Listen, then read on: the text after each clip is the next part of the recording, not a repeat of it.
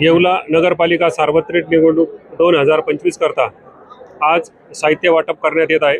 या निवडणुकीसाठी नगरपालिका कार्यक्षेत्रामध्ये एकूण 46 मतदान केंद्र तयार करण्यात आली असून त्या प्रत्येक मतदान केंद्रावर 46 मतदान केंद्राध्यक्ष, त्याचप्रमाणे मतदान अधिकारी, कर्मचारी, शिपाई कर्मचारी यांची नेमणूक करण्यात आलेली आहे।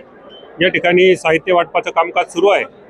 इथून मतदान कर्मपथकाला संपूर्ण साहित्य तपासून त्याचबरोबर साहित्य व्यवस्थित आहे याची खात्री करून शासकीय वाहनाद्वारे मतदान केंद्रावर पोहोचवण्यात येणार आहे। या निवडणुकीसाठी पोलीस विभागाने सुद्धा प्रत्येक मतदान केंद्रासाठी एक कर्मचारी याप्रमाणे कर्मचारी नेमणूक केली आहे। त्याचबरोबर त्यांचे काही सेक्टर आहेत, त्या सेक्टरचं सुद्धा पेट्रोलिंग पोलीस विभागामार्फत करण्यात येणार आहे। त्यासाठी सुद्धा पुरेसा पोलीस बंदोबस्त व अधिकारी या ठिकाणी उपस्थित आहेत। पालिका निवडणूक 2025 या अनुषंगाने उदयक रोजी मतदान होत आहे। तर मतदान केंद्राच्या ठिकाणी आज मतपेट्या पोहोचणार आहेत। या मतपेट्याच्या संरक्षणासाठी आणि गस्त, सेक्टर पेट्रोलिंग यासाठी पोलीस खात्याकडनं योग्य तो बंदोबस्त देण्यात आला आहे। त्यामध्ये एक DYSP, एक PI, 7 सहाय्यक पोलीस निरीक्षक PSI, 75 अंमलदार, 19 महिला अंमलदार, 58 होमगार्ड तसेच एक स्ट्रायकिंग फोर्स जो कोणी निवडणुकीत धांदली करेल त्याच्यासाठी त्या सेक्शन फोर्सचा वापर करण्यात येणार आहे। मी सर्व जे काही राजकीय पक्षाचे उमेदवार आहेत आणि त्यांचे कार्यकर्ते आहेत त्यांना याद्वारे एक सूचना देतो की कृपा करून निवडणूक ही शांततेत आणि सुरळीत पार पाडू द्या।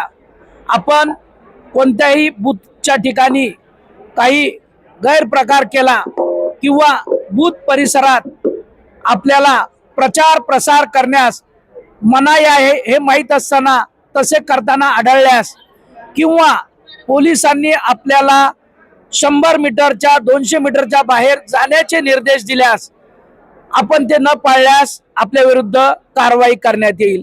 त्याचप्रमाणे मतदान केंद्रामध्ये फक्त उमेदवार किंवा उमेदवार नसल्यास त्याचा प्रतिनिधी यांनाच जाण्याचा अधिकार आहे।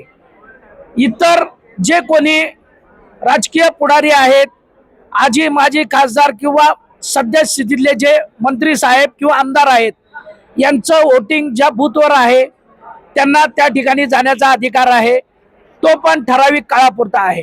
त्यामुळे कोणीही विनाकारण मतदान केंद्रात किंवा मतदान केंद्राच्या बाहेर 100-200 मीटर परिसरात रेंगाळून निवडणूक प्रक्रियेला गालबोट लागेल असं काही करू नये।